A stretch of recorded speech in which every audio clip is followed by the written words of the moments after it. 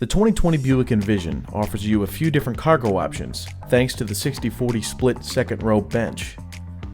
With the second row in the upright position, the Envision allows up to 26.9 cubic feet of space, which is perfect for everyday trips about town or for weekend travel.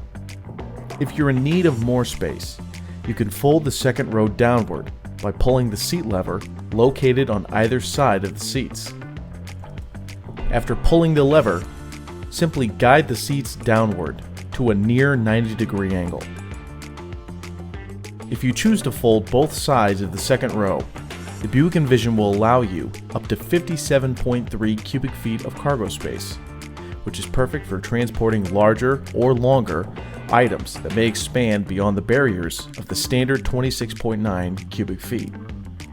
To put the second row bench back to its original position, simply pull the lever once more and pull the seats back upright.